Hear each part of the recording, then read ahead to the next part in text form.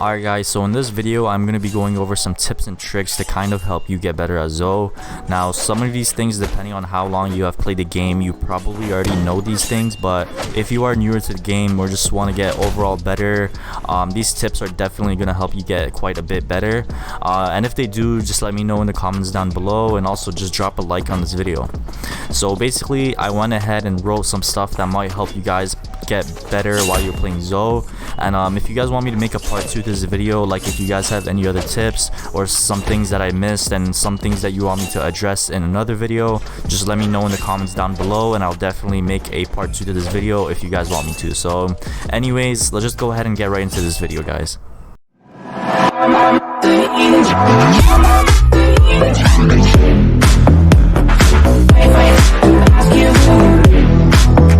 Alright guys, so start off this tips and tricks video, or a noob to pro guide. We're gonna go ahead and start off with the most important thing that I believe is, and this is understanding your weapon. So as you guys know, there are 3 weapons out on this game right now, and these 3 weapons are the katana, the nagitana, and the kanabo. So these 3 weapons are very different to one another. Each has different attack speeds, different ranges, and a bunch of different stuff. So basically what I'm gonna explain in this tip is to understand your weapons. So we're gonna go ahead and look at a little attack speed difference and range difference, and I'm going to be showing you guys a little tips and tricks to use for each weapon. So I'm currently using the katana right now, and as you guys can see, the katana is a very fast attack weapon. So whenever you use your katana, you do notice that it attacks very fast, but the thing about the katana is that it does not have good range. So when you are using the katana, you have to make sure that you're always close to your enemy, but at the same time, the good thing about katana users are that the katana users have to be fast, because when you are using a katana, speed is the most important thing that you guys could have, because when you are using a katana, your attack speed is going to help you a lot. And what I mean by this is, imagine this tree right here is an enemy. I'm going to show you guys how to use the katana against this. So basically what I usually do when I'm using the katana is I dash in or I kick in to engage with my enemies. So if you ever see an enemy or you want to engage real quick, I would suggest you guys to dash in with your R, so R to dash and then attack. What I mean by this is, whenever you're fighting somebody and let's say somebody attacks you, you dash in and then you close that distance and you quickly kill them, because the katana is a very fast weapon. I'm going to show you guys what I mean by this in a second. As you guys can see on my screen now, I'm 1v1ing somebody that is using a kanabo. So I'm going to wait for this guy to hit an attack, and I'm going to dash in and finish him off quickly, just like that, guys. I'm going to go ahead and instant replay that so you guys could see. This guy attacked, I dash in, I finish him off. So this is what I mean by making sure that you're always speedy and being versatile when it comes down to using the katana, because the katana is a very fast weapon. So if you know how to use the katana well and know how to use your speed with the katana, you're going to be very deadly in this game. So that's that. I don't want to waste too much more time on the katana because it's pretty much self-explanatory after that, but you guys get what I mean. You have to understand how the weapon works in order to get better at the game. So enough being said about the katana, I think we could go ahead and move on to the next weapon, the kanabo. So the kanabo is very different compared to the katana.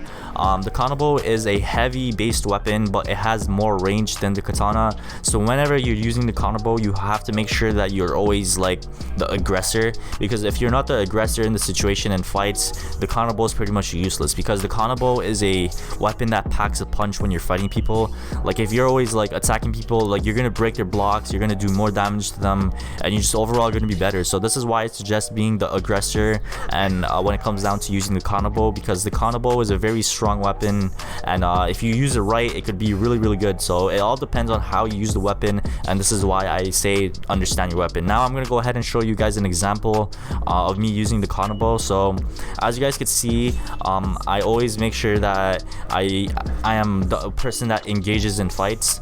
So if you're engaging in fights and like you're the person that's aggressing the fights and you're aggressive in fights, the kanabo is a really good weapon if you do that.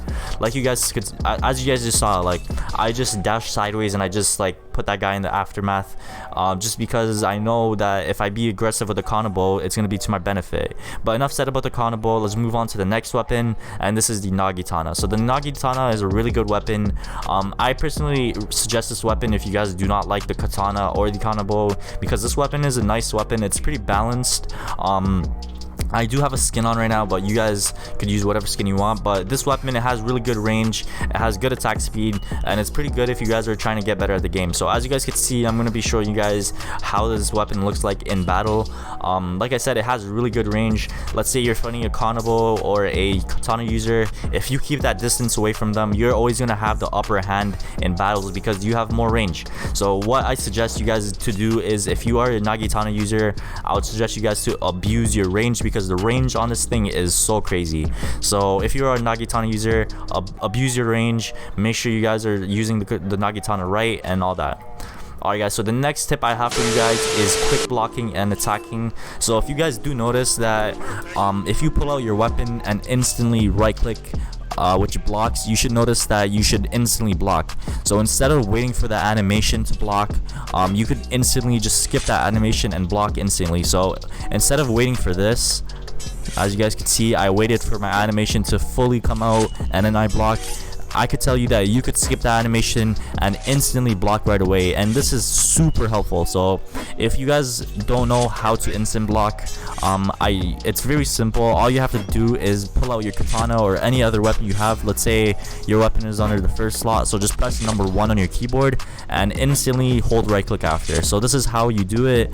The same thing goes for quick attacking. So as soon as you pull out your weapon, just start left clicking and you're gonna be instantly attacking. So this is pretty useful if somebody like you want to kill somebody off guard. So let's say I walk up to somebody and I just pull out my weapon and instantly kill them. So I could instantly kill people without them even knowing that I killed them, and I don't give them a chance to like block or get out of there. So this is why instant attacking, instant blocking is important. Instant blocking comes really clutch when, let's say you're standing or something, you're talking to somebody and somebody runs by you and you don't know they're gonna attack you, but they do. That's when instant block comes pretty handy. So this is why I say quick blocking and quick attacking is a good thing to know, because these things could save your life one day. Like and that's that. So the next tip I have for you guys is, if you want to get your kills up, I suggest doing surprise attacks. These things help you get your kills up pretty quick. As you guys can see on my screen right now, I did like kill a bunch of people using this quick surprise attack method. You guys could do it pretty much anywhere, but I personally like this little hill like near the bell the best, because nobody sees you up here. Like let's say somebody runs through, you just jump down and you just kill them. Like it's a pretty nice way to kill people. Like I just do it when I'm bored, but if you guys want to grind your kills, I suggest you guys do this. So that's that. So this is basically some easy tips that you guys could use for getting better at Zoe. So these tips are basically beginner tips. Like if you guys want more advanced tips and more like better tips, like I said, just leave a comment down below and I'll make a part 2 to this video, and I'm going to be showing you guys better tips and better things that you guys could use to get better at this game. But with all that being said, guys, these are the 3 like simple tips I have for you guys if you guys do want to get better at Zoe. And these 3 things is, firstly, understand your weapon. Number 2 is to understand how to quick block and quick attack, because those things become they come clutch, man. That's all I have to say. And number 3 is surprise attacks. Like this game is toxic, man.